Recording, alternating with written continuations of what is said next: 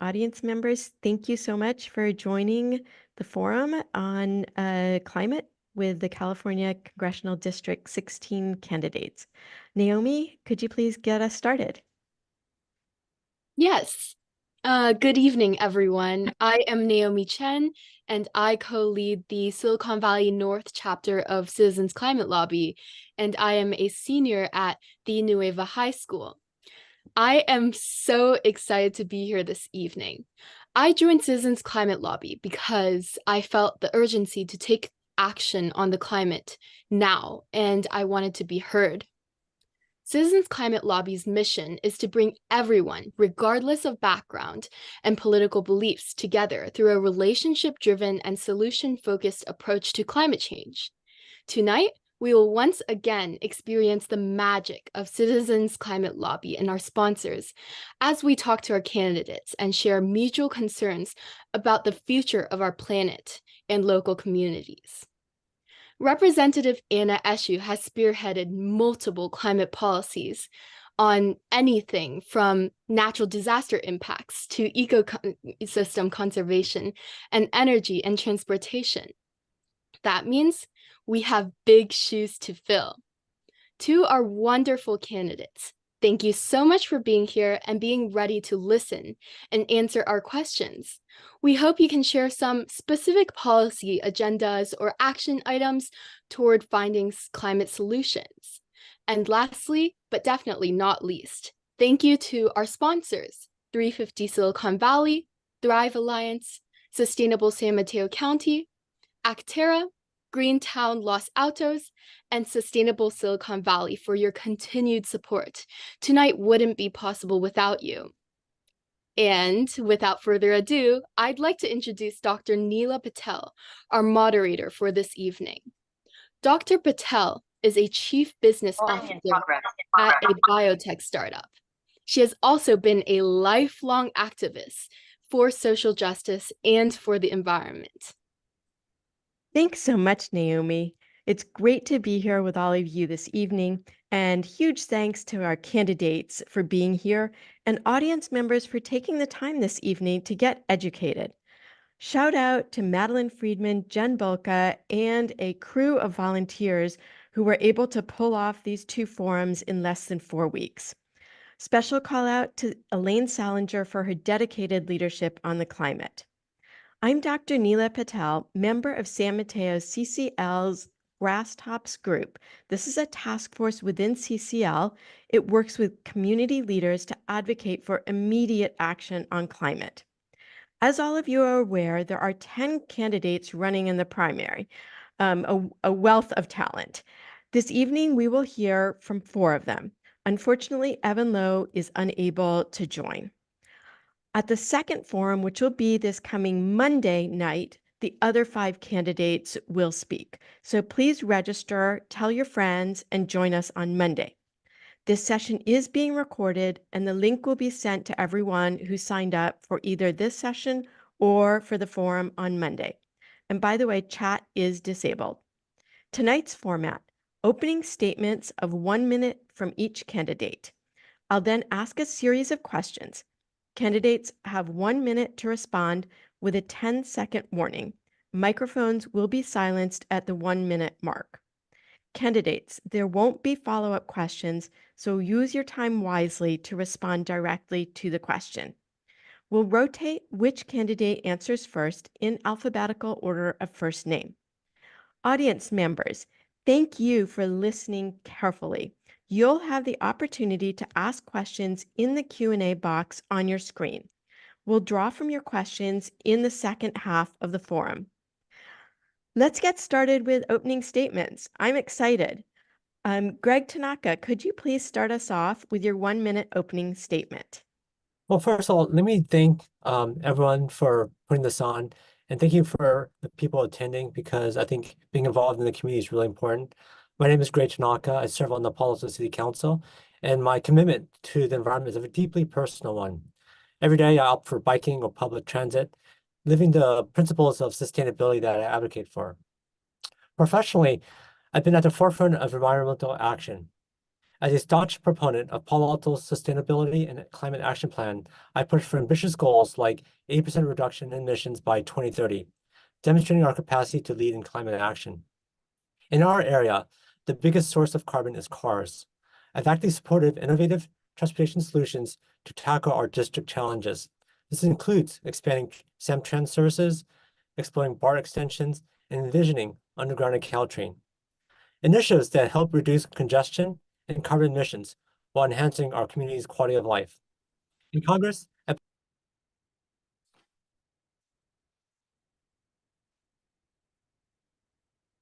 Joby, we're ready for your opening statement.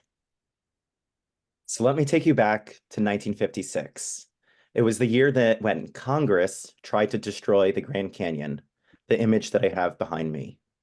However, David Brower and Mark Litton of the Sierra Club galvanized the nation to save it. Important and everlasting progress doesn't always happen with the majority. It can just be a few of us. My name is Joby Bernstein, and I am the climate and environmental candidate. Everyone has told me that the climate policy expert, the climate investor, the climate startup advisor, and the climate educator can't just run on a climate platform. But I know that you are all smart enough to know that every candidate should run on a climate platform, because climate policy is housing policy. Climate policy is transportation 10 policy, seconds. and climate policy is health policy. So let's prove them wrong. Our planet is our biggest asset, and I want you to join with me to protect it. Thanks so much. Joe, let's turn to you now. Thanks, Dr. Patel, and thanks, Naomi, and thank you to you all. I'm County Supervisor Joe Simitian, and I would like to ask for your support. I hope you'll join 350 Bay Area Action in supporting me as the climate candidate. And I think you can tell what we will do in Congress by what we have done to date. I am the author of California's Renewable Portfolio Standards legislation, and when those measures were passed, requiring 20% in 2010 and 33% renewables by 2020, they were the most ambitious in the nation. They set the standard for other states, and they are the foundation on which our next steps can and should be made. So as I say, I hope you will look at what I have done, know that that's what I will continue to do in the Congress.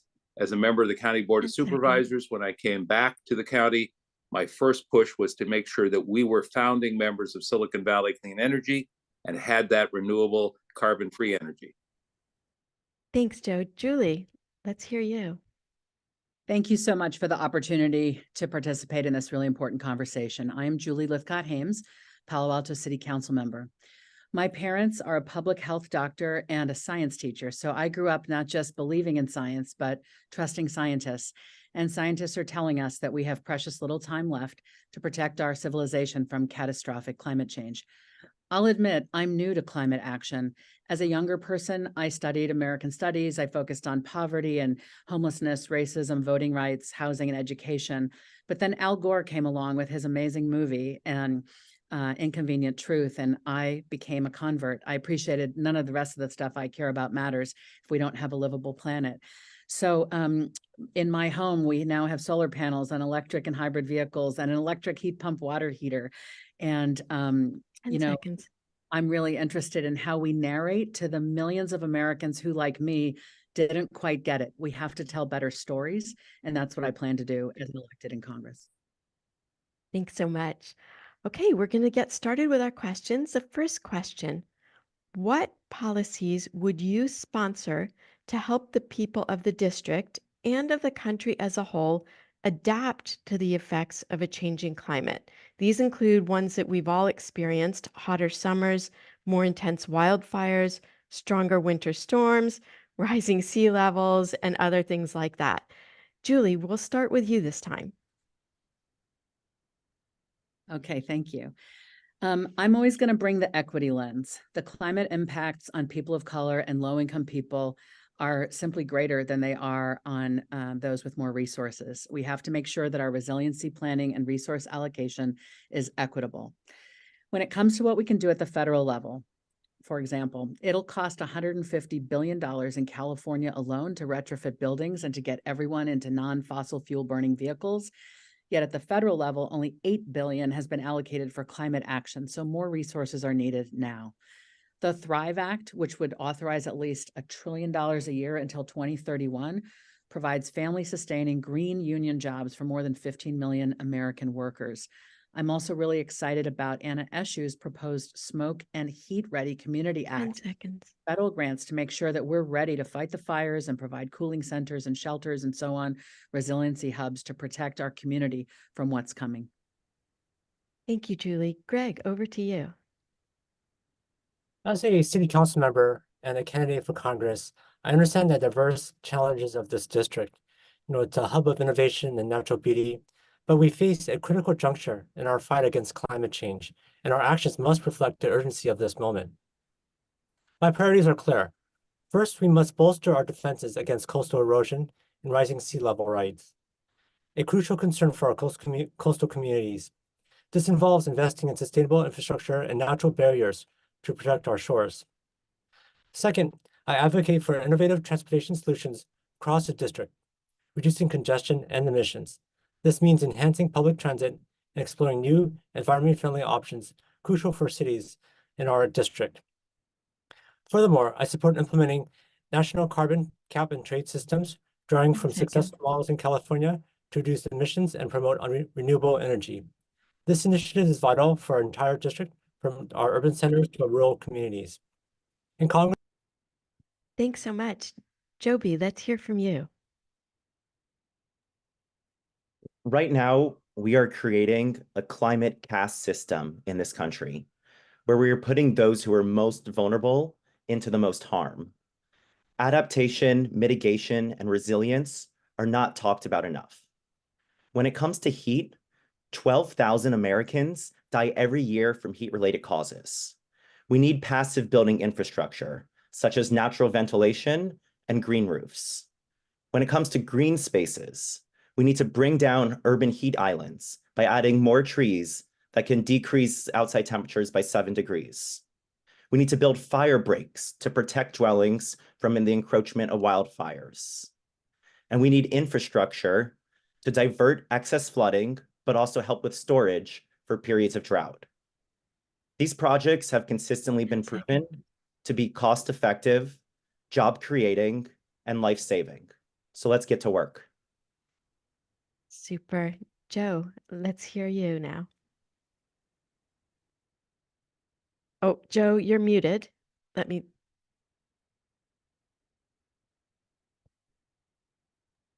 Thank you. Perfect. It's an Thanks. area I know you all know about and care about, but not the flashiest of topics, and that's streamlining the permitting process. When I wrote that renewable energy legislation, I looked forward to getting to the 20%, 33% numbers sooner rather than later, only to discover that permitting the technology was the impediment even after we had the new law on the books. And if we have a real sense of urgency, and we say we do, then we have to have a sense of urgency about moving these projects along and making our laws real and having tangible benefits.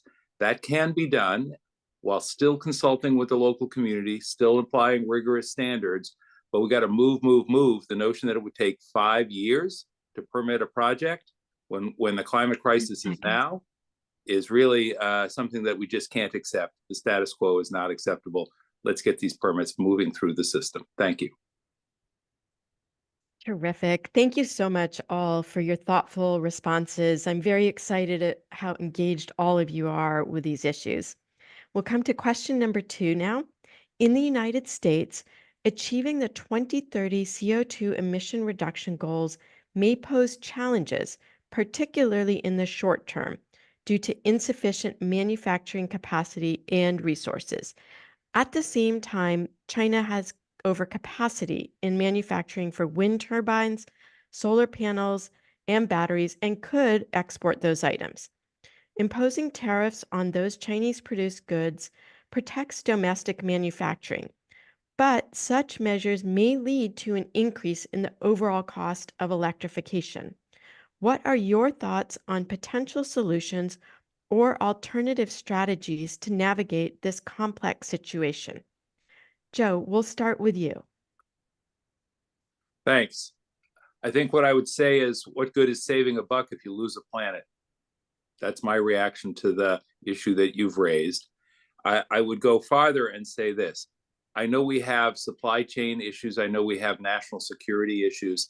I think those issues can be addressed, acknowledged, and still take advantage of the opportunity to move sooner rather than later. I also think that the ultimate solution is to make sure that we have the capacity here domestically. So if someone else is out producing, out hustling us in terms of the ability to make that technology available, we have to ask ourselves why, and we have to ask ourselves, what do we do to make sure we have the capacity here at home? This is going to be a long-term need here in the United States.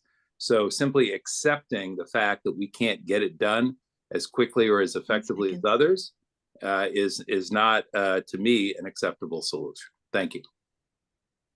Julie. Thank you. I really appreciated what Joe just said. Look, I think two things can be true at once. We must protect American industry and American jobs thoughtfully and responsibly. We must also protect the world and future generations. We cannot rely on adversarial powers for components necessary for our national security. I support trade, but we must engage responsibly to avoid supply chain nightmares like the kinds we saw during the pandemic. I support the Biden administration's positive investments here at home. Infrastructure law, Inflation Reduction Act have been a huge shot in the arm. A lot of money is going into clean energy, and we've seen a growth in the construction and manufacturing sectors after that money went in. So we know it's working. I'm very excited to read about the new offshore wind farm that was just greenlit in Northern California, 20 miles offshore. In terms of worker capacity, there are millions employed in the fossil fuel industry. We have to provide retraining and jobs for those folks to lead good lives. Josh Becker came up with a workforce act that targets those in underserved communities, giving them job training anyone whose job could be in jeopardy. Great. Greg? To achieve our 2030 CO2 emission reduction goals, we need to have a strategic approach that combines domestic innovation with smart international trade, particularly with China. Investing in our domestic manufacturing of renewable technologies is non-negotiable. It will create jobs, spur economic growth, and ensure sustainable energy future. However, we must also recognize the benefit of a strong relationship with China. Temporarily leveraging their manufacturing overcapacity allows us to accelerate our transition to clean energy. This just isn't about imports. It's about fostering a collaborative global effort in tackling climate change. I advocate for a balanced trade policy that enables us to benefit from China's overcapacity while protecting and nurturing our own manufacturing sector. This approach can lower the cost of electrification in the short term, making it more accessible and feasible. Simultaneously, federal investment in R&D will ensure that we stay at the forefront of renewable technology innovation, gradually reducing our reliance on imports. Joby, let's hear from you. To fight climate change, we need to move with speed and scale, and we can't slow down right now. We should not impose a single tariff on foreign climate technology. Instead, we need to invest in America, especially American manufacturing. We've seen this hollowing out in our supply chain, where in this district especially, we lead in innovation, we lead in implementation, but yet we fail at actually building and manufacturing. It's time for us to provide more tax incentives to products manufactured in the US instead of imposing duties on Chinese products. But I really want to make sure that both US and Chinese electrification products are cheaper than fossil fuel alternatives. We can't build a sustainable energy transition without a sustainable clean energy industry domestically. But absent of support for domestic clean energy producers, we run the risk of making our energy transition dependent on other countries. Great. And just a reminder, audience members, please put your climate-related questions in the Q&A. We will only be answering and asking the ones related to climate, as there have been several other forums, and there will be other forums to address questions to the candidates on other matters. So over to our third question. An economy-wide price on carbon could help reduce America's carbon pollution by 50% by 2030, letting the market choose the most cost-effective approach to reducing emissions. Do you support putting a price on carbon? And if not, what approach do you propose to significantly reduce our emissions by 2030? Joby, we'll start with you this time. I'd say 1,000% yes. A supermajority of economists agree with this. 90% plus climate scientists agree that we need to put a price on carbon. But too often you hear Republicans, when they want to talk about this issue, they call it a carbon tax. But in theory, what we really need is a carbon dividend system, a system where 80% of Americans would actually get cash back every single year in their bank accounts. So instead of having a carbon tax, we'd be creating a carbon dividend system or a carbon cashback system that would effectively allow the market to adjust to carbon pricing, but would also give most Americans, especially those who are more disadvantaged, more money in their bank accounts. Right now, the 10% of the wealthiest Americans emit 40% of total carbon emissions. There's a huge externality there that needs to be addressed, and a carbon dividend system would fix that immediately. Joe, let's hear from you. Well, let me begin by saying I agree with pretty much everything Joby just said, and I think we need a little more of that among the candidates sometime. So I'll start there.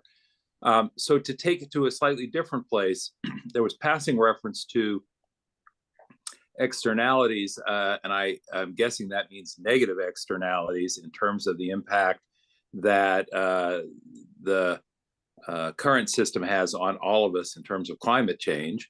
And I think putting a price on carbon is simply a way of saying, you know what, we're going to make sure that somebody is picking up the tab for those negative externalities, and that by putting a price on carbon, we actually use the power of the market. And this was implicit in your question. We actually use the power of the market to bring down the level of use of fossil fuels in a way that is really meaningful. So I see this as a way to both provide real incentives and to make sure that those negative externalities are paid for. Julie.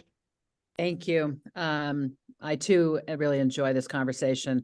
Being newer to the climate conversation, I'm learning a lot from my colleagues, and I appreciate it. Look, economists and public policy experts agree that we have to have an aggressive cap on carbon. A carbon tax will lower emissions and hold corporations accountable. I like that. It's an incentive to switch without losing jobs. It gives corporations time to transition. And it's great that that revenue will be reinvested in clean energy innovation and job training. I want to also say we need regulations to limit loopholes on the carbon tax so that polluters can't just pay to pollute. California's been a leading example in how these systems can work. We have a cap and trade system. We can bring it to a national level. I do want to push back on the idea that the market alone can dictate our climate policy and solve our climate problems. The idea that climate is going to be solved by a market approach is incorrect. This is a piece of the solution, but not sufficient. We also... Greg, over to you. I think we're all in agreement. The idea of implementing an economy-wide carbon pricing system is a powerful tool in our arsenal against climate change. By putting a price on carbon, we harness market forces to drive down emissions in the most cost-efficient manner, and it incentivizes business to innovate and reduce their carbon footprint, making sustainability not just an environmental choice, but an economically sound choice. I'm in favor of implementing a carbon pricing system. It's a straightforward approach that sends clear market signals, encouraging the adoption of clean technologies and practices. However, this should be part of a broader, multifaceted strategy. We must also significantly invest in renewable sources like nuclear, solar, and wind, and enhance energy efficiency across all sectors. Supporting public transportation and electric vehicle infrastructure is also crucial, as is updating our power grids to handle more diverse energy portfolio. Furthermore, it's essential that the transition is equitable. Thank you. Thank you. And just a shout out to all the candidates. I know 1 minute's short and you guys are doing a fantastic job respecting time, so thank you. Fourth question, carbon capture at the exhaust points of fossil fuels power plants, despite expensive government subsidies, has come short of its promise. and carbon removal technology, while promising, is still in its infancy. Many people believe we can continue burning dirty energy and emitting heat-trapping pollution because technologies like this will save us. What is your opinion? Greg? Great, great question. I think that the pursuit of carbon capture and carbon removal technologies reflects our desire to find solutions to the pressing issue of climate change. However, it's crucial to address this matter with a clear and realistic perspective. While carbon capture at fossil fuel plants presents us a way to mitigate emissions, its results so far have been less than expected, even with substantial government subsidies. Similarly, carbon removal technology holds promise but remains nascent, with its scalability and effectiveness yet to be proven. Relying solely on these technologies to continue burning dirty energy is a risky strategy. It's akin to putting all of our eggs in one basket, especially when that basket is not fully yet woven. Instead, we should be focused on our dependency in fossil fuels in the first place. The path forward should involve a robust investment in non-carbon energy sources like solar, wind, nuclear, and hydro. We must enhance our energy efficiency, support the transition to electric vehicles, and revamp our infrastructure. Joby. I always like to use a bathtub analogy. Imagine you have all this water in a tub, and those are greenhouse gases in the atmosphere. The first thing we need to do is really to turn down the faucet. We need to electrify everything, more solar, more wind, become more energy efficient to stop the water from going in. But at some point, we're also going to need to figure out how to unclog the drain, and that unclogging is carbon removal. When it comes to carbon capture at the source has actually been seen to be quite cost effective. Right now, a lot of technologies are getting us down to about $50 per metric ton of CO2, and that's around what the government estimates as a potential social cost of carbon.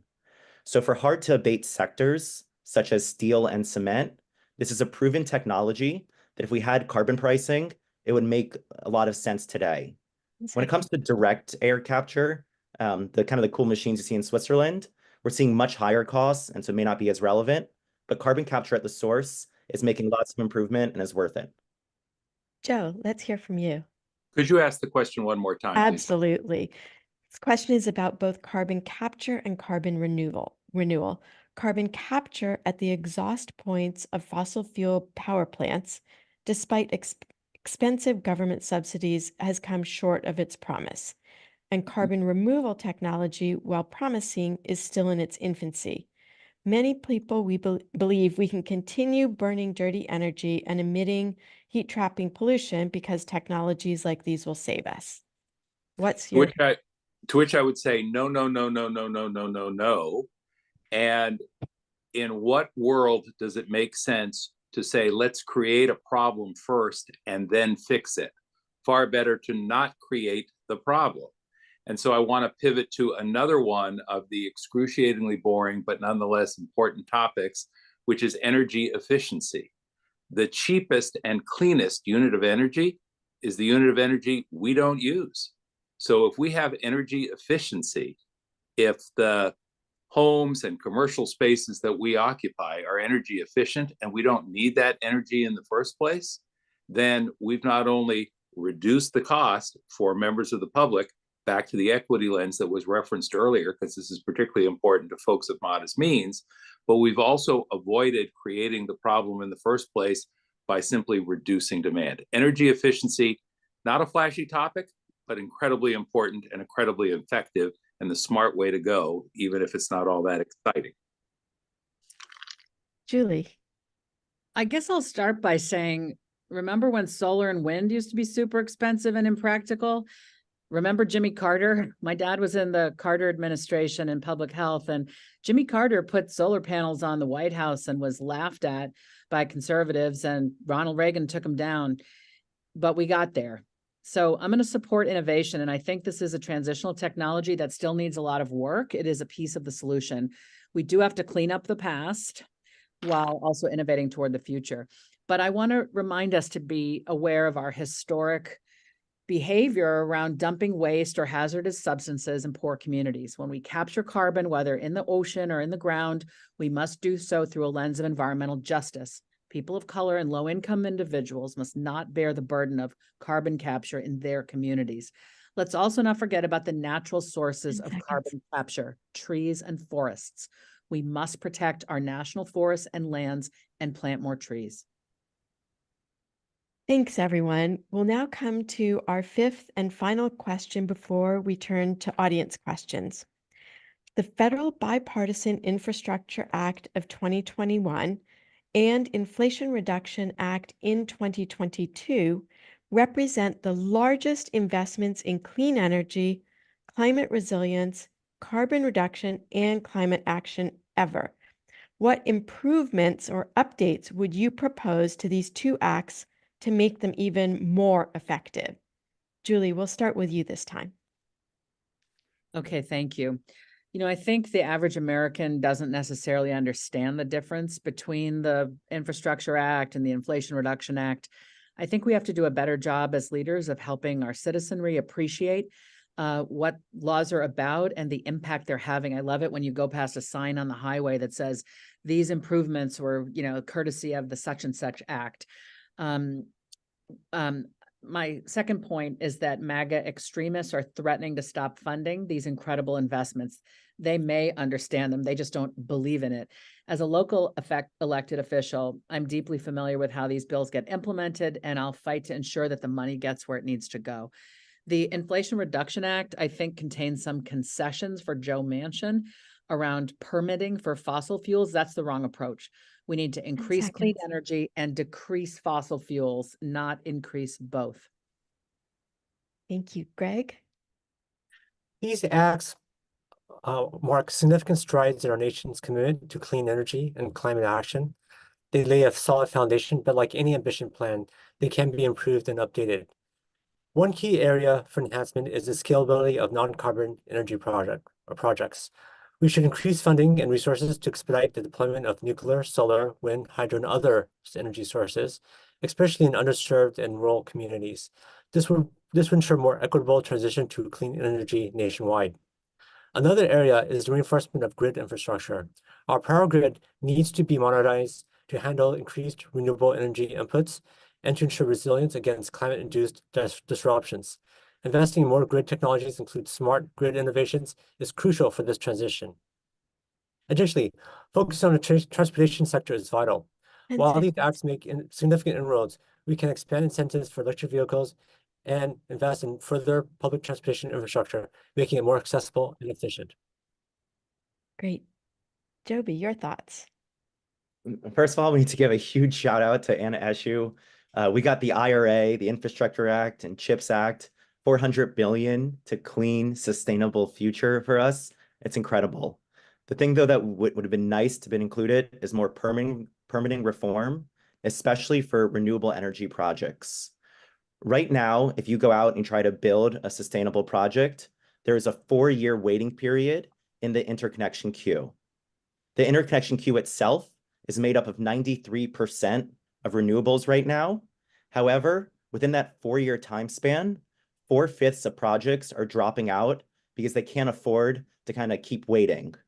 So yes, it's fantastic that we got all this money, but the money doesn't mean anything if we aren't able to implement it. So for people who think that things aren't getting done in Congress, you should really talk to my friends who are actually financing and trying to decarbonize it, because it is a lot tougher there than what's taking place in Congress right now. Joe, let's hear from you. I think I would latch on to 3 pieces of the conversation. The fact that renewable energy is intermittent means by definition, you need to be able to move what you have to where it's needed, when it's needed. And that means we need a stronger system for the grid. So that's been referenced. I would add to that, because it's intermittent, you also need to have storage capacity at a level that we don't have today, technologically and economically speaking. So we need to put more emphasis on the grid, more emphasis on storage, battery capacity. That would be a good start. We also need to implement the provisions of the Inflation Reduction Act more quickly. I'm guessing many of the listeners know that a lot of the things that have been passed into law haven't moved out as quickly as they could and should. And the last is we need to step up our efforts on training, 10 seconds, step up our efforts on training, because the new technology will require new skills if it's going to be implemented successfully. Thank you.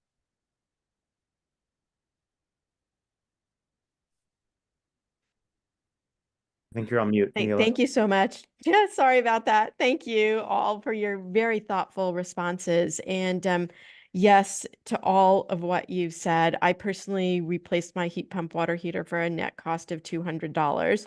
So the IRA money is flowing through, and I have some batteries because the sun isn't shining right now. So yes, yes, yes, yes. We heard from Naomi earlier this evening. She's now going to ask a question from the youth group within Citizens Climate Lobby. And after each candidate responds to Naomi's question or the youth question, we will turn to the other questions on climate from audience members. Naomi? Thank you. It is known that the negative impacts of climate change disproportionately impact lower income communities. Hence, young activists like me are concerned about environmental injustice. In East Palo Alto, a city where 18% live under the poverty line, residents continue to be threatened by flooding, extreme heat, and other climate risks. What policies will you enact to mitigate climate risks disproportionately felt by lower income communities? And when do you expect East Palo Alto to reach 30% electrification? Well, this is why our young people are going to save us all. They're going to ask the hard questions. So Joe, we'll start with you. Well, what I'm going to say is East Palo Alto is not in the 16th congressional district. And so what? It's a neighbor. It's part of our community. And we need to make sure that the benefits of addressing climate change accrue to our neighboring community. As a member of the Santa Clara County Board of Supervisors, I have pushed for urban forestry programs, pushed for funding for programs like Canopy, the tree planting program in our area, and have specifically addressed the need for those programs, for that tree planting to take place in an adjacent community, in an adjacent county, notwithstanding the fact that it's not in Santa Clara County. Federal funding and federal programs should be particularly targeted towards communities that don't have the resources to do that work with their own local funding, and they should be given priority, even if it means other communities have to take a bit less. Thank you. Julie, let's go to you. I know you've spoken to this issue before, but let's hear you on this particular question. Yeah, Naomi, thank you so much for leading the way. I have to say, as a Palo Alto City Council member, how impressed I am meeting after meeting at how the students from the Palo Alto Student Climate Coalition come and educate us and make demands of us. And I think climate is the issue. Well, there's so many issues on which youth can lead. And I want you to know that the elders in your life are listening. We haven't done enough, and it's really your future we're talking about. I don't know when we should expect East Palo Alto to reach 30%. I'm not running that city. I'm not involved in a leadership manner in that city, and I want them to decide that. But we can be better partners. There's a phrase, nothing for us without us. Very often we try to, if we're in a community of plenty, we try to impose our views of solutions on communities that have less, and that never turns out well. So we need true partnerships with East Palo Alto leaders at the table telling us what they need, and then we can help summon the resources and supports to enact the policies to support them. Greg. I love this question. It's actually one of my campaign priorities, which is flooding. We know about sea level rise. We know about flooding. I mean, it's raining like cats and dogs right now. Almost every year, San Francisco Creek floods, like in Menlo Park, Palo Alto get flooded. If we don't build levees along the bay, all the way up to Middlefield, right? So not just East Palo Alto is going to be flooded. And so it's really critical. I believe that one of the primary duties of a government is to make people feel safe. And if people's property is getting flooded, I mean, that's a really big problem. And it's not just in our area, right? You look at the Half Moon Bay, Pacifica area, right? We have houses falling into the ocean, right? I mean, so this is a serious issue. And most communities, even communities like Palo Alto, can't, I mean, for us to work by ourselves to kind of solve this problem is not realistic. We have to work together. And this is where the federal government needs to come in. We need to build levees to kind of protect property and protect people. Joby, we'll round out this question with your I thoughts. mentioned this in the beginning as well, but right now in this country, we've created a climate caste system where those who are most disadvantaged are currently most vulnerable to the effects of climate change. One thing that the IRA included is this program called Justice 40, which my friends in the Loan Program Office in the White House helped write into the law. And basically what it entails is that 40% of the IRA's spending must go to disadvantaged communities. So far, though, we haven't been able to really check to ensure this implementation is occurring. And once I'm elected, it'll be my job to ensure that 40% of the IRA funds are going to the communities that need it the most. So in order to ensure that we keep Justice 40 in law, that's a priority of mine. It's part of my platform, and it's imperative to ensure that those who are most vulnerable to climate change aren't those who are going to be most affected by it. Great. Thank you so much. And this is just a housekeeping matter, candidates. If you turn off your camera, you disappear from the screen for our audience members. And it's okay if you do it, but just know that that's what their view will be. So Hillary, we're going to come over to you now to queue up our next question on the climate from the audience. Great. And I just want to comment that we have some pretty amazing questions, and there's no way we'll get through all of them. So please be patient if your questions aren't answered. So the first question for you is, which climate policies, programs, or incentives that we have at the city, county, or state level would you like to replicate at the federal level? Joby, we'll start with you. Already unmuted.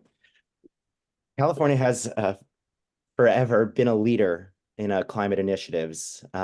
We've continued to lead the nation when it comes to moving to electric vehicles, lead the nation when it comes to renewable portfolio standards, like Joe led. That's been an amazing initiative that California continues to lead the country there. Continue to lead in a green bank and innovative financing initiatives. I don't think there's really one thing I can pick. One thing that people have asked me is, as someone who's young and cares deeply about climate, why did I not choose to first start to run for a state senate or assembly member? And I think it's clear is that California has been a leader here. State Senator Josh Becker, Assemblymember Mark Berman are crushing it, but it's really in DC where for this district, we need to flex what we've done. We have the best climate startups here, the best climate researchers, and the best climate activists, and let's flex that in DC today. Thanks. Joe? Well, I'm biased. I think it's the renewable energy portfolio standards. And look, every state's different. Every state will tell a different story. Some states have certainly greater access to wind. Some states have greater access to solar. Some will capture wave action. Some don't have any waves. But I do think that anything we can do to expand the use of renewable energy throughout the country is the obvious choice. And particularly in the energy sector, one of the reasons I went for renewable energy in the energy sector, in the electricity sector, in the power sector, is because I thought if we really believe this is a matter of urgency, then let's do what we can as quickly as we can, as dramatically as we can. I still think that makes sense. And I think it makes sense on a national level. It's why I wrote the legislation in California and why I'll keep pursuing renewable energy. Julie. Thank you for this great question. I was really inspired by the Bay Area Air Quality Management District, which is an acronym better known as BACMed, when they very bravely and smartly set a sunset date for our use of fossil fuel burning home appliances, water heaters and furnaces. I think that kind of bold move is inspiring and ought to be taken. I'm not aware of what other people around the country have done. I'm aware of what we in California and the Bay have done. I'm sure there are other regions that have done this, but more regions need to. Our youth have been encouraging us to set a sunset date on natural gas, and BACMed is leading the way. In Palo Alto, something I'd like to bring to the nation, we have a pilot program on getting people to switch their water heater to an electric heat pump water heater, and their furnaces too. I had an emergency in my house. My system blew, and I had to switch it out without getting the rebates or anything. So I paid through the nose, and I'd like other people not to. Greg, let's hear from you. Yeah, so as I mentioned at the beginning, I pretty much bike everywhere, but that's not for everyone, right? And if we have to think about the fact that we have limited resources, and probably the biggest bang for the buck in terms of really impact on the environment is actually getting people out of the cars. So in our area, the biggest output is carbon, right? Of carbon is actually cars, people driving. And so if we get people to bike, getting more protected bike lanes, getting subsidies for people to get electric bikes, is actually one of the biggest bang for the bucks.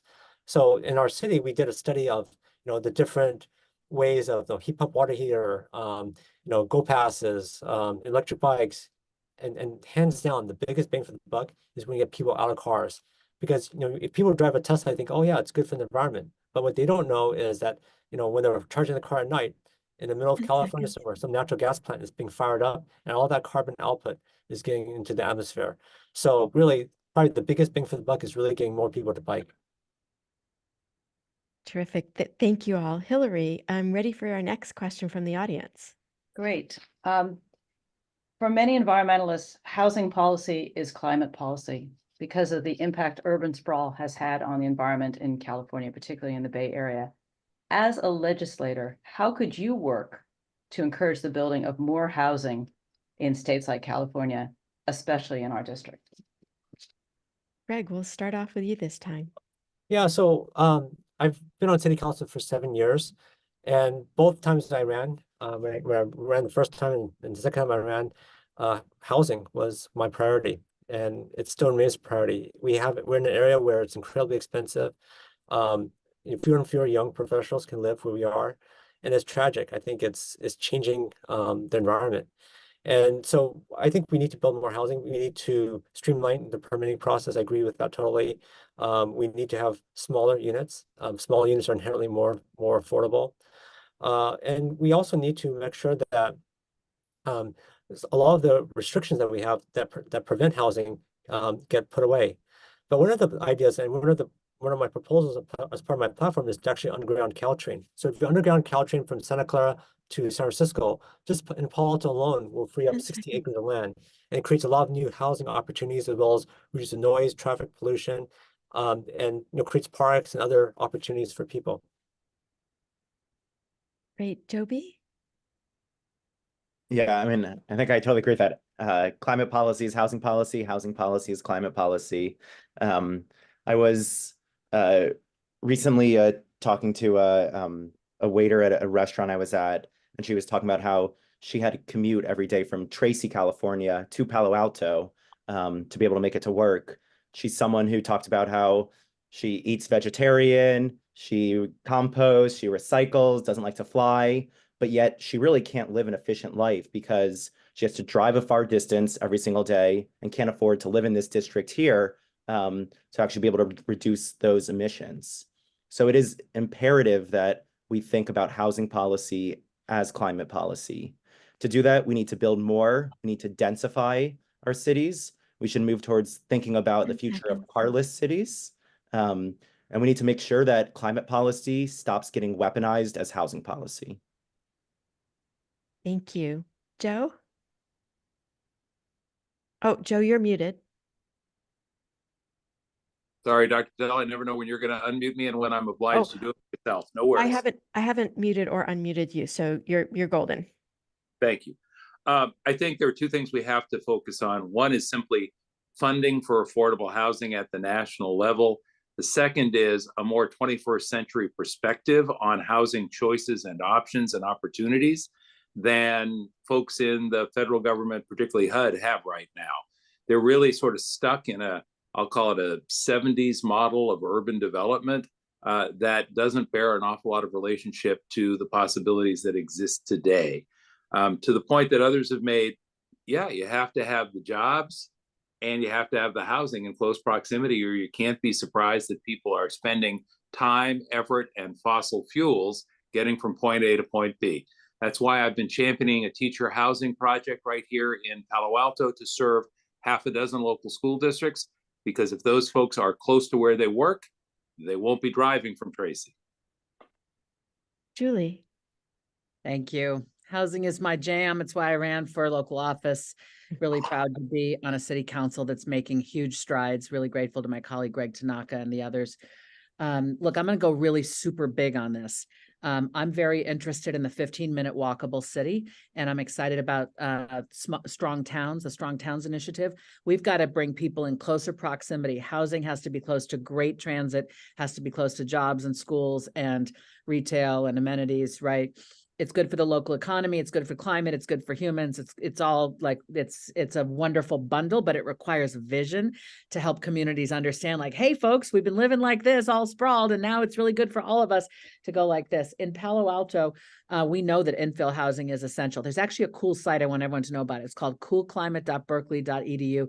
It's an interactive thing where you can put in, like, what'll have the greatest impact on our carbon emissions. Infill housing, at least in many cities, is the greatest way to reduce carbon emissions. We're doing that in Palo Alto. Great. Thank you. Hillary, let's get back to you for our next audience question. Great. Agriculture is, I believe, the third largest source of carbon emissions. What policy ideas do you have that would help reduce the impact of ag on the climate? Julie, we'll start with you this round. Well, I have a fun story. I don't know if I can tell it in 59 seconds. I got a lot of friends who are scientists, innovators, and disruptors, and some of them are working on farting cows and how if we could just get the cows to eat healthier algae, it would change their digestive situation and they wouldn't produce anywhere near as much methane. The fact of the matter is we got a lot of cows and they give off way more methane than the cars. So we've got to incentivize agriculture to move to it's kind of cleaner feed for their cattle and their dairy cows. These technologies are out there. People have studied them, and it just has to be economically feasible for the big farms to move in that direction. That the science is there. We have to create the right incentives, and I don't know if it's grants or it's deductions or the various economic ways in which to get them to do the right thing. But Lord knows it's possible. So let's do it. Greg, over to you. Yeah, agriculture is one of the biggest users of water, and there's so many new technologies out there that allow the watering of crops in a much more efficient manner. So we have to focus on that because getting clean water is a scarce resource, even with all the rain. So that's one part of it. The second part of it is distribution. So we grow a lot of food, we create a lot of food, but the distribution, a lot of it is thrown away. So if you can improve the distribution of the food, there'll be less waste and less tax on the environment. And then the other part of it is there's a lot of new innovations, especially from companies here in Silicon Valley, about robotic farming. So this is one way to reduce labor, but as well as reduce the amount of pesticides, the amount of energy, the amount of waste that happens in agriculture. So it's from picking fruit to using lasers to zap weeds. So much of this technology can create a much better environment at a lower cost. Terrific. Joby. So hopefully be my most controversial opinion of the night. Agriculture represents about 30% of our total carbon emissions. A large majority of that is due to raising meat. Pat Brown, who is a Stanford researcher, he was also the founder of Impossible Foods. He recently came out with this pretty fascinating study where if somehow tomorrow the entire planet stopped eating meat, we would actually set the clock back 30 years in terms of climate change effects, which would give us, would be absolutely amazing. But the potential there is huge. So I think moving towards a future of more innovation, looking into alternative meats as well as cultured meats. A lot of my friends are working on startups around cultured meat. I promise you, if you taste those burgers, they taste fantastic. You can't tell a difference. And so moving the planet to have more better and healthier and sustainable veggie options is extremely important. Terrific. Joe. Thank you. I've been scribbling away here because at one point when I represented Half Moon Bay, I represented 2/3 of the nation's Brussels sprouts. So that is my claim to fame. And in all seriousness, both San Mateo County and Santa Clara County, the two counties that make up the 16th congressional district, still have significant agriculture. So this is a real and present issue. We've heard about methane, we've heard about water, but I think the third leg of the stool is the loss of biodiversity if we're not careful about how ag functions in counties like ours.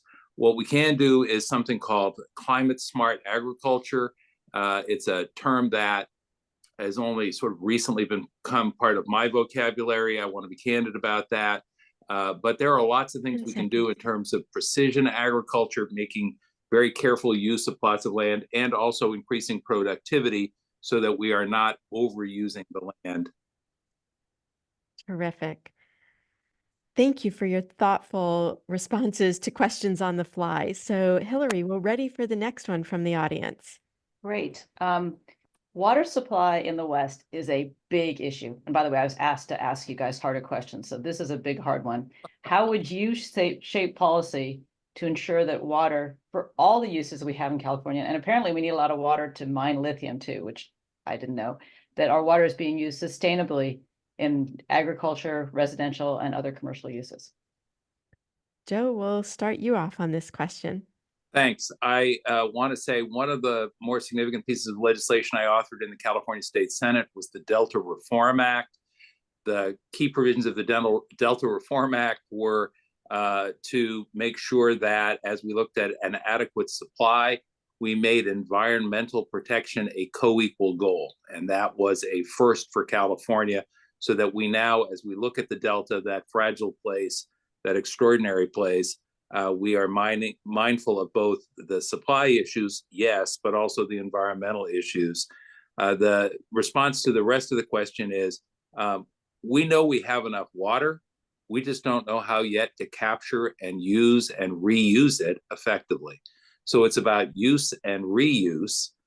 Yeah, there are some hard choices out there in terms of ag use, for example, and urban use. But if we do a better job of capture and reuse, I think we can manage the problem effectively. Thank you. Julie? My mother's originally from England. She became an American citizen in 1969, and she's been talking about water all my life, and I didn't really understand it for a long time. She talked about one day there's going to be water wars when she joined us out here in California in the year 1999 to help us raise our kid. She really started focusing on it. Again, she's a science teacher. So I'm super clear that the Colorado River rights have been allocated in a way that is not sustainable. The whole concept of riparian rights, the oldest rights get the water they need. It's a very outdated concept. So we've got to address some of these longstanding agreements about water usage of the flow that we have. I'm interested in a different realm, investing more in desalination. We've talked about how technologies are sort of expensive and unproven. 10 seconds. Desalination is there. We've just got to make it more commercial. We do have plenty of water out in the sea, and water we can clean up. Thanks. Great. Greg, over to you. Yeah, I think as a lot of us know, we are kind of in a mega drought, even though we've been getting a lot of rain in the past few years. What we need to do is first get more efficient use in our agriculture. I think the second thing is pricing. Pricing is a powerful incentive. We got to get that right. But one of the big things that we're missing is storage. So in the past, it wasn't so warm, so the snowpack would act as our water reservoir. But as it's so warm now, it melts, and we don't have the water storage capacity that we used to have. So one of the big pieces of solving California's water situation is actually having more water storage. So that means having more dams, having other kind of mechanisms to store the water, whether it's aquifers, and that way we have water when there is no rain. And then I agree also with the idea of desalination. There is water, but it's crazy expensive. If we have nuclear power, we can actually use nuclear power to help desalinate the water in a cost-effective manner. So I think that kind of goes together with green energy. Joby. Today, about 70% of fresh water is used for agriculture. So kind of going back to our earlier question, what Joe mentioned, really focusing on precision agriculture and drip irrigation could save about 50% of our water use in agriculture. So that would be the first place where I would focus. The second is on permitting reform. We see in many states they have a policy where farmers don't use the full amount of allocation of water they're given, they lose it. So farmers just tend to flood their fields. They don't consider what's happening downstream. And so actually creating a market where you could actually price and resell those rights back into the market would have a significant effect as well. So we need to first fix agriculture, more precision irrigation, and then second, reform watering rights to things that just make sense for all Americans. Great, thank you. Hillary, the next tough audience question, please. I think this is the toughest of all. We all know that climate change is highly politicized. So how are you going to get any climate policies passed in your congressional role when you'll need to work across the aisle? You know, how do you find common ground on some of these topics? Thank you. Julie, we'll start with you. Whether we're Democrats or Republicans, we're all descended from humans, and many of us choose to procreate and have future humans. What I'm saying is we all care about our kids. I think that's a bipartisan issue. So I think, frankly, better storytelling, better narrative about what's coming and how, for the sake of future generations, it's time to take urgent climate action is the way to have a productive conversation. Many people in older generations don't appreciate that younger millennials, Gen Z and Gen Alpha, are really facing an existential crisis that sits in their bones. When we look at youth mental health today, the crisis in youth mental health, everyone who studies this, myself included, understands that the existential threat posed by climate change is impacting our youth mental health. I think that's another way we can get into having people care about this and want to invest in a livable planet for future generations. Thank you. Greg? It's a good question. And this is actually one of my motivations for running for Congress is I look at Congress and pretty much, for the most part, people vote party lines, right? And it's crazy to think that no Democrat has a good idea, so Republicans can't vote for it, and no Republican has a good idea. It's just simply not true. There's good ideas all around. But because people want political power, right? If you don't vote with the party line, you don't get the committee assignment, you don't get the chair. And so one thing that's really kind of maybe notable about my presence on city council is that I vote for what I think is going to be the best idea, and regardless to whether I get a committee assignment, I get chair, I get mayor, or whatever it happens to be, I'll vote, I'll do my research, I'll listen to all sides, and then figure out what is going to be the best for the people that I serve, not what's best in my political interest. So one way I think I could bridge the aisle that most others probably will not is that I'll put the constituents first, not my political power first. And I think that'll make a difference and allow me to build bridges to all sides. Thank you. Joby? I think Julie had the really good insight there where it's all about storytelling. I've worked for Republicans in DC before, worked for Republicans in the state of Utah as well. Climate issues are actually really easy to get past if you just talk about it in the right way. When you start talking about jobs, when you start talking about the investment opportunities, when you start talking about the cost savings, things get passed, people get excited. When they have the opportunity to kind of lead in innovation and lead in improving the economy and are very pro-growth, most Americans agree that they want to see this future happen. When you start to tell them at how these government organizations, like a regional transmission organization, is stealing tens of billions of dollars from you because there's congestion pricing that's slowing everything down. Republicans love to get behind initiatives that are actually going to fix that. So it's all about the messaging, because we're really all on the same side here on this issue. Thank you. Joe? I think you have to assume that other members of the Congress or the state legislature are asking, what's in it for me? What's in it for my district? They may not be motivated by the same things that motivate all of us when we talk about climate change. So to Joby's point, you have to say, all right, here's the economic development potential in your community that this particular renewable project will provide. Here are the tax revenues that will be generated that will help you do good things in your community. I even brought along one of the more conservative Republicans in the California State Senate by making a foreign policy argument, which was, if we want American foreign policy to be a function of American values and American interests, then we can't be relying on foreign sources of energy. So you have to ask, what do they care about? Speak to what they care about. That's how you win votes over, and that's how we got Republican votes for renewable energy in California. Thank you very much. Hillary, do you still have a supply of questions? Oh, it is endless.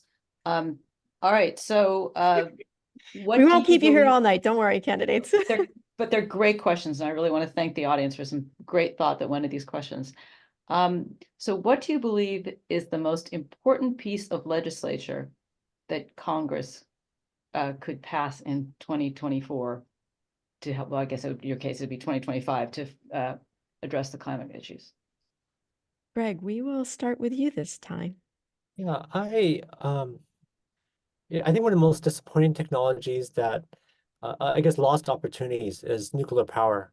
I think with the 3 Mile Island and some of the movies that came out around that time, nuclear power has been villainized, and yet it's probably the greenest source of energy. In other countries, nuclear power it has provided a lot of clean power at a very affordable cost. In our country, it's hard to build. It's regulated to basically non-existence. And what that has led to is more dependence on fossil fuel. So I think probably one of the biggest legislation that could be passed is actually streamlining the the process of building new nuclear power plants. The technology has gotten a lot better. It's a lot cleaner. It's a lot more efficient. 10 seconds. All the concerns about nuclear waste, with heater reactors have largely been solved. So I think it's time for nuclear's second chance. Joby, your thoughts. Thanks. It's a great question. I'm gonna nerd out here just for a little bit. I think that the piece of legislation that we need to see is a reform on the cost allocation process when it comes to permitting. So let me explain that. Right now, if you want to install a new solar plant in Northern California, what's causing that interconnection queue to be so long is you basically need to go through these really long studies of how that new plant is going to affect transmission costs in California, in Nevada, in Utah, parts of the country that stretch across, that are questionable, like if it's actually true or not. It affects many different regions, and it becomes a very complicated process. There have been states that have had good ideas to fix this, to simplify the process. The Midwest has actually made some great improvements there, but we need national improvements to really fix the cost allocation process for everyone. Thank you. Joe. Well, I want the questioner to know that he or she has inspired me to think about introducing what I'm going to call the Hurry It Up Act, because we keep saying that we want to act with urgency. I've talked about work I've done in the past, not because it is a credential necessarily, but because I hope it indicates that I've been thinking we should act with urgency for a very long time and have been acting with urgency. So whether it is that entitlement process that I described, which is not that flashy, but which really could cut years and years off the process, or whether it's moving some of the programs that have been funded and to real implementation sooner rather than later in the Inflation Reduction Act, I think what we need to do is look at the suite of possibilities for hurrying it up. That's the bundle of things that I would ask us to look to. Terrific. Thank you. Julie? Yeah, I'm excited by the suite of bills. I think it's 10 that are Green New Deal for this and that. Like Ro Khanna has Green New Deal for health. And there are like 9 others, Green New Deal for public schools. I'm very excited about the prospect of that suite of bills, that commitment really across so many sectors with a green lens to be passed. I think as Californians, we have to care about our sea level rise. And so there's something called the Coastal State Climate Preparedness Act, which I think is important for developing coastal climate change adaptation, preparedness, and response. The one other thing I want to bring in here, I don't think we've talked about transportation enough and its relationship. I mean, we have in terms of electric vehicles and so on, but there's something proposed by a representative out of Georgia named Hank Johnson, I believe, called the Better Communities Through Better Transit Act. Improving transit is really good for climate. So I'm excited about that one. Wonderful. Thank you all. I think we have time for 2 more questions. So Hillary, cue it up, please. All right, Americans generate over 35 million tons of plastic waste each year, and 91% of it is landfilled or incinerated. That's even worse than I thought. What ideas do you have to reduce our plastic waste? Joby, we'll start with you on this one. Awesome. This is an issue that is near and dear to my heart. If you ever see me anywhere, I'm always carrying around a reusable bottle. I refuse to use plastics at any point. It scares me when I see them. I'm someone who has led 2 corporate sustainability programs that removed plastics basically entirely from 2 multi-billion-dollar firms. There was some grumpiness, but it has been effective and it sticks and it works.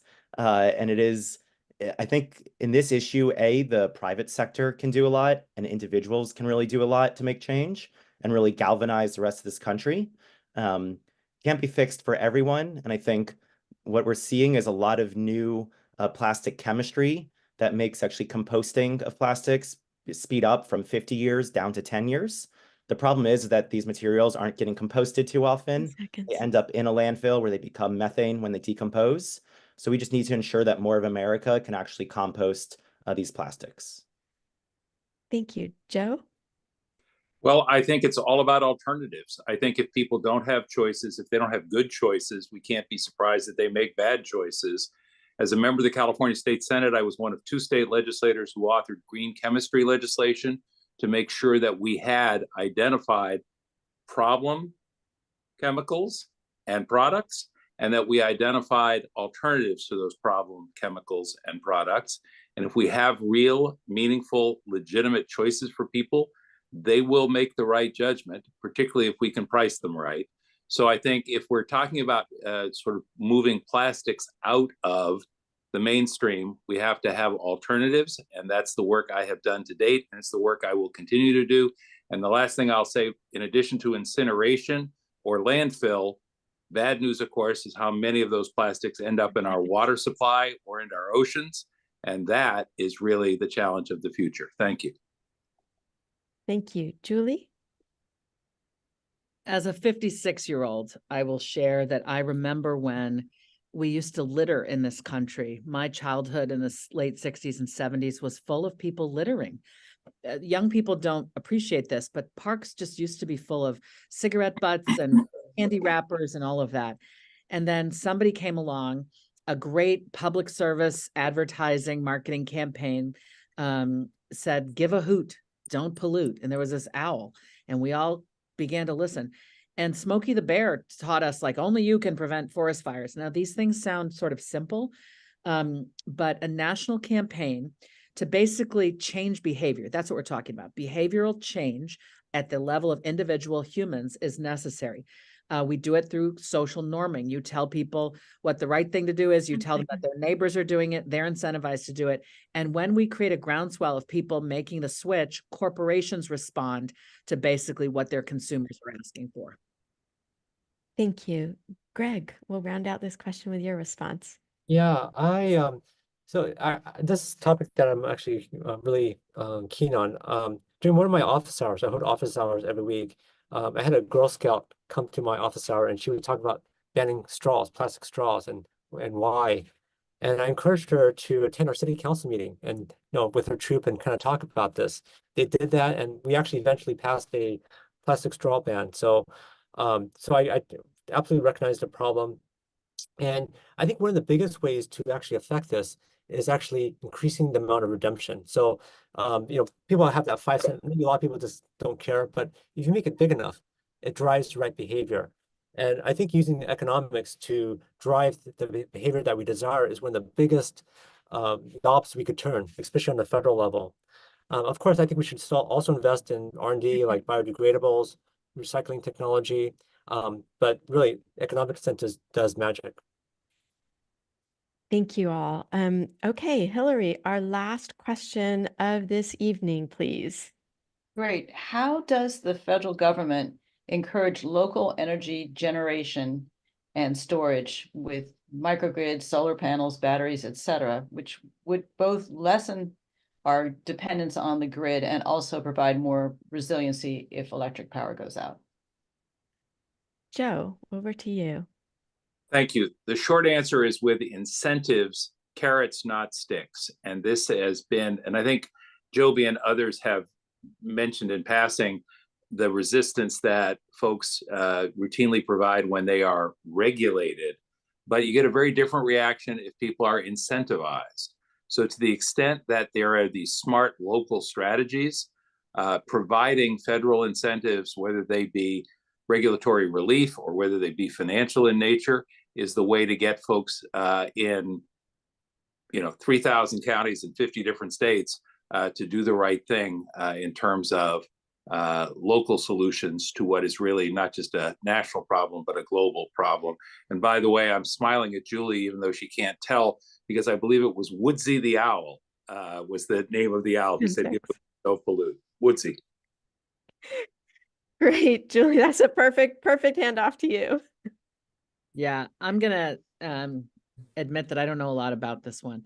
And so I'll just let you know, I really liked what Joe had to say. And I want people to know that when I'm elected, I don't pretend to have all the answers. I do know a lot about a lot of things, but I'm happy to admit when I don't, and to listen and learn with curiosity, and then take the right step forward. So I appreciate what Joe just shared, and I don't think I have anything to add to it.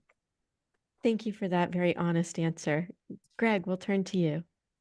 Yeah, I think like in California and many other parts of the nation, we're blessed with incredible amount of renewable energy, solar, wind.